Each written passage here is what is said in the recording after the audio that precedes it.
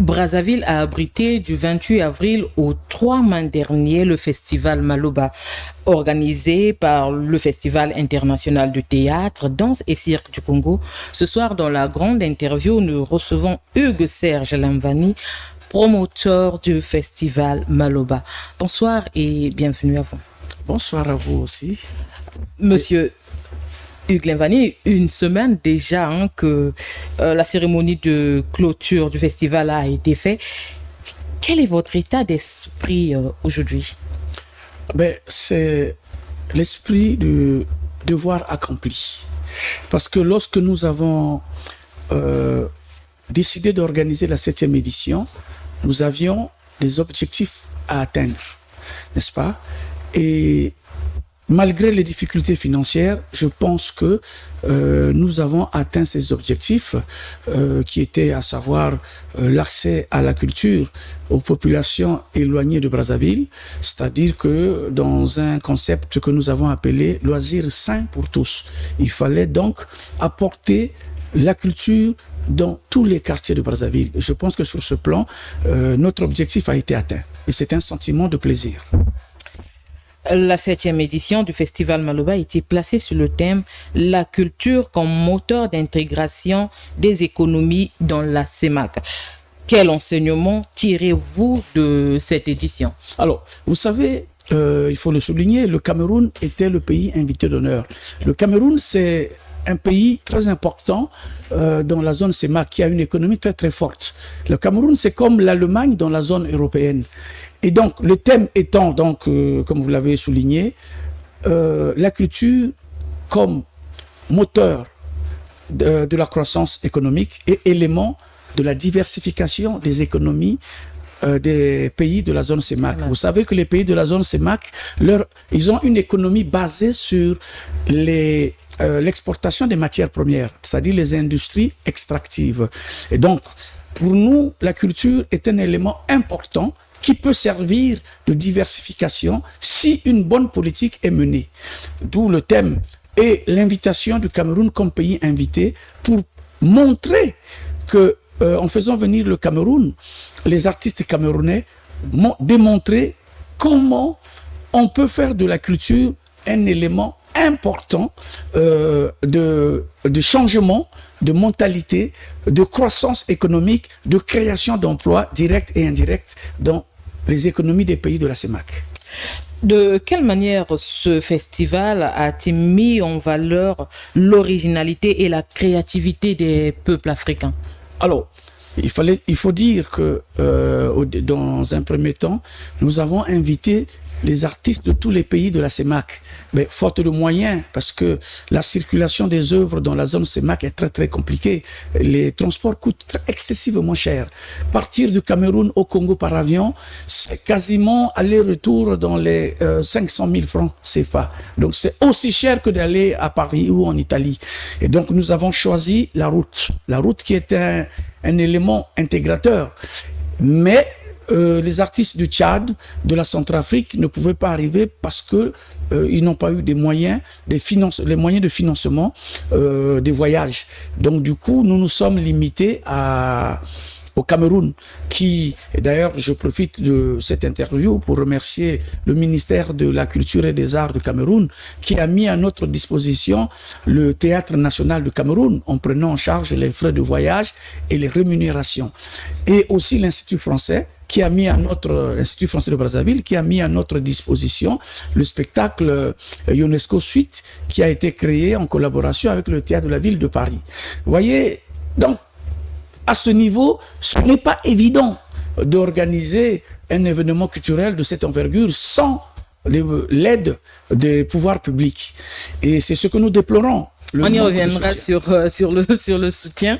On reviendra sur le soutien. Mais à quel public s'adressait principalement cette édition? Alors, cette édition s'adressait à tout le public, puisque nous avons eu une programmation de spectacles destinés au jeune public, notamment le spectacle Fumboli, qui a été joué en matinée à l'Institut français, et aussi le spectacle de la troupe nationale du Cameroun, la dernière Aimée, qui a été aussi destiné au jeune public. Mais nous visons tout public.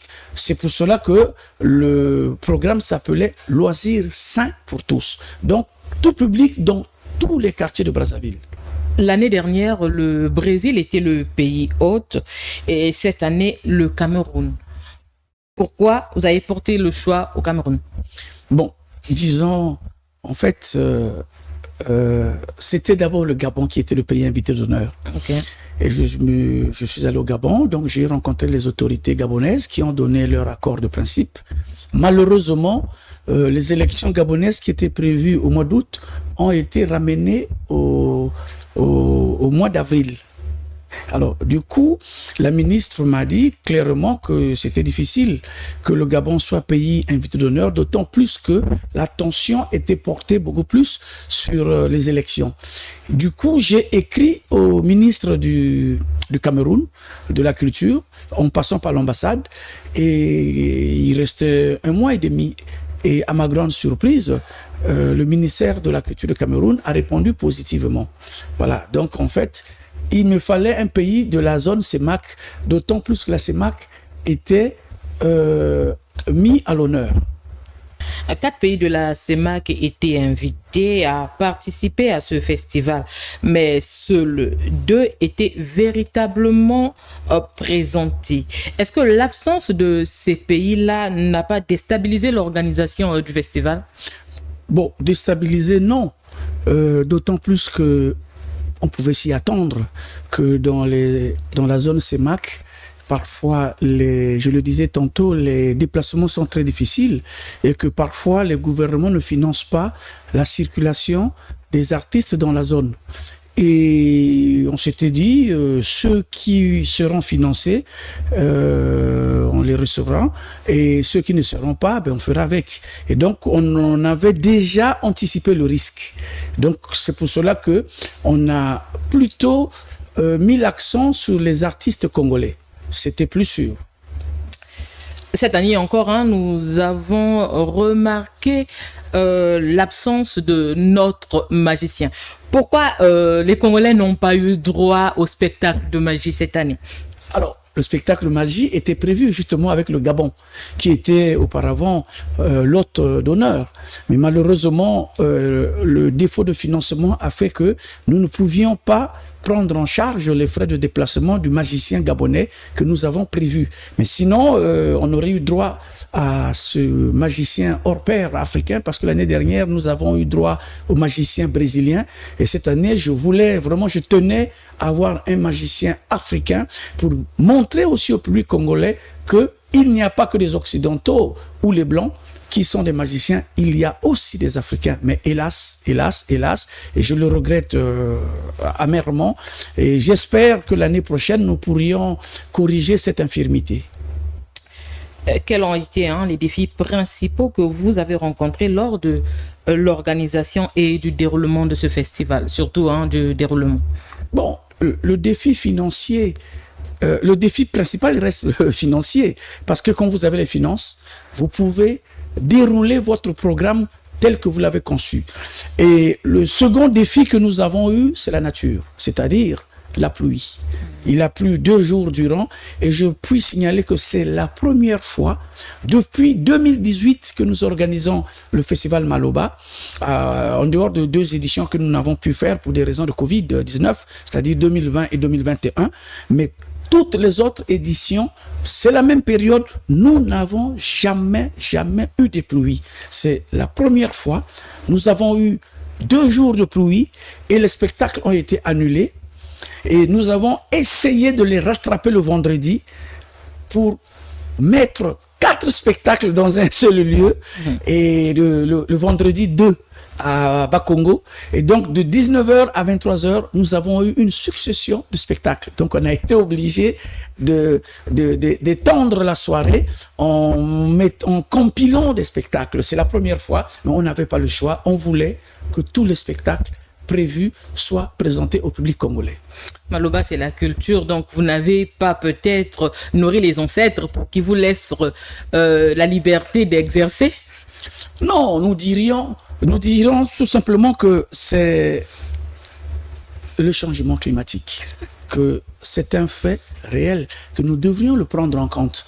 pour tous ceux qui sont encore sceptiques, je puis constater que quand on connaît le climat de notre pays, à cette époque, il ne pleut pas. Sinon, c'est des petites pluies avant de rentrer dans la grande saison sèche. Mais là, il a plu. Donc, il faut tenir compte du changement climatique. Et nous devrions tous faire des efforts pour préserver la nature, lutter contre le réchauffement climatique. Parce que c'est pour nous qui faisons le spectacle en plein air, c'est un élément que nous devrions désormais prendre en compte dans les risques, c'est-à-dire la pluie. À votre avis, les objectifs fixés ont-ils été atteints? Oui, puisque je puis dire, lorsque nous avons conçu notre projet, cette édition, nous voulions rentrer dans le PAG, c'est-à-dire le plan d'action gouvernemental, puisque le Premier ministre avait égrené 15 batailles lors de la présentation de sa politique générale devant le Parlement réuni en congrès. Donc, nous nous sommes dit, nous devrions, dans la mise en place de notre projet, exécuter le programme gouvernemental, qui n'est autre que le programme de son Excellence le Président de la République, Denis Sassou Nguesso, ensemble poursuivons la marche.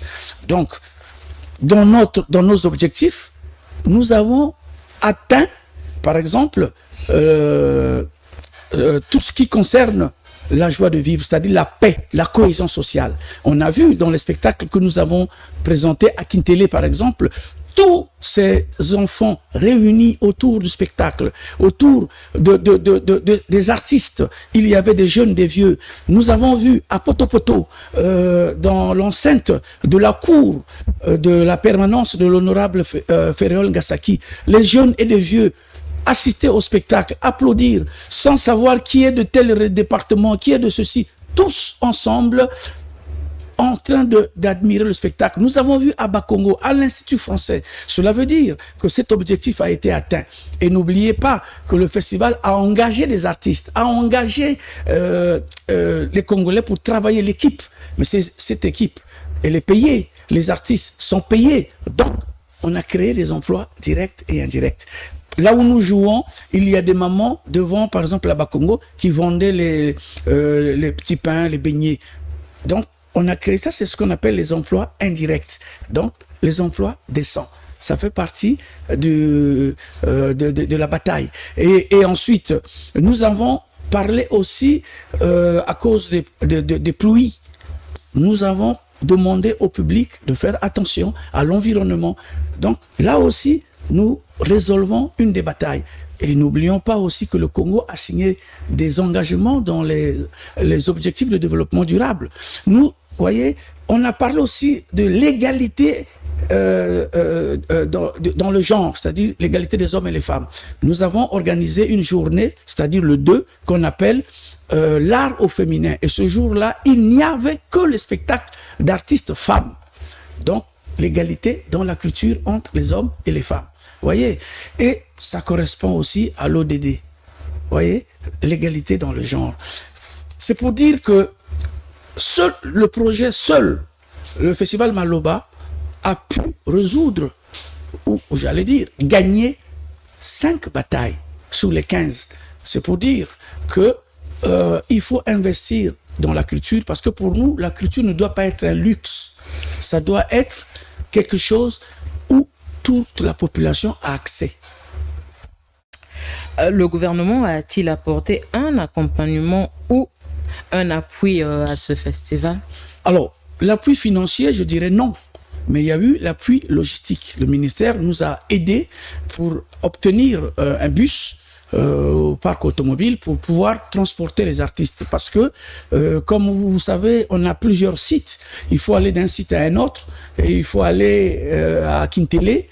Et tout ça, si vous n'avez pas de moyens de transport, c'est très difficile. C'est pourquoi je remercie le ministère de l'Industrie culturelle, touristique, artistique et des loisirs de nous avoir soutenus sur ce plan, parce que c'est un appui assez quand même important, mais nous aurons voulu avoir des moyens financiers parce que c'est grâce à ça que nous pouvons aller plus loin dans l'exécution du programme gouvernemental. Nous allons chuter par cette question. Quels sont vos projets à venir pour Maloba? Peut-on espérer déjà pour une 8e édition? Alors, je tiens à signaler que Maloba est un événement, un des projets de notre structure qui s'appelle Festival international de théâtre, danse et cirque du Congo FITEDAC, qui est une structure qui organise plusieurs activités, dont le festival Maloba, qui est une de nos activités. Il faut souligner que nous organisons aussi des formations dans les métiers des arts et du spectacle. En 2021, par exemple, nous avons organisé une formation sur les techniciens son et lumière. Et nous avons aussi organisé une formation sur le jeu de l'acteur face à la caméra. Vous avez constaté que de plus en plus, il y a des séries dans beaucoup de pays d'Afrique. Et le Congo est encore très très loin dans la production des séries. Donc, comme ça va venir, il faut former des acteurs. Et là, nous sommes en train de préparer avec le ministère des Finances, le ministère de l'Industrie culturelle, touristique, artistique et des loisirs, le ministère des PME et de l'artisanat, les journées de réflexion sur la fiscalité du secteur culturel, artistique et de loisirs. Après, nous allons organiser aussi les journées de réflexion sur la circulation des œuvres et des artistes dans la zone CEMAC. Parce qu'il y a beaucoup de dispositions qui existent dans les textes de la CEMAC que beaucoup de gens ne connaissent pas. Les douaniers, la police, les frontières, on commence à demander aux artistes de payer la douane alors que les textes disent qu'il y a libre circulation des biens et des personnes. Vous voyez qu'on a plusieurs activités que nous organisons. Le festival n'est que une partie de nos activités. Pour l'année prochaine, nous sommes en train de réfléchir sur le thème. Peut-être que ça sera sur l'apport de la culture dans l'économie du Congo. Probablement parce que nous voulons mettre l'accent sur les aspects économiques que très peu négligent. Nous voulons montrer comment le secteur culturel peut être un élément important dans la diversification de l'économie. Et j'ai tendance toujours à dire, il n'y a que deux grands secteurs de consommation de masse. L'agriculture et la culture sont les deux plus grands secteurs de consommation de masse. Nous consommons les produits agricoles tous les jours, nous consommons les produits culturels tous les jours. Qui peut me dire qu'il passe une journée sans regarder un film à la télé ou sans regarder une émission de télévision ou sans écouter la musique? Personne ne peut le dire. C'est pour dire qu'il y a un marché qu'il faut développer. Le secteur culturel est très très important pour notre pays. La créativité n'a pas de limite. Les industries extractives, le pétrole un jour finira. C'est la nature. La forêt, si on coupe, un jour il n'y aura plus d'arbres. Mais la créativité n'a pas de fin. L'homme crée toujours. Donc c'est un secteur d'avenir.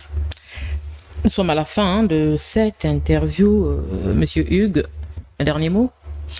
Le dernier mot, c'est remercier le chef de l'État qui, dans son programme, pour la première fois, a mis le secteur culturel qui était dans la 5e bataille. Voyez, ça veut dire que l'État commence déjà à prendre en compte ce secteur.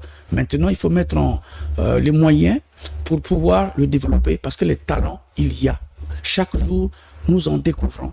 Et le secteur culturel peut faire la promotion de notre pays au plan touristique et artisanal. Il faut le soutenir, créer un fonds de soutien au secteur culturel car les talents, vraiment, notre pays en regorge. Monsieur Hugues, merci d'être passé sur le plateau de Tcheleka Média.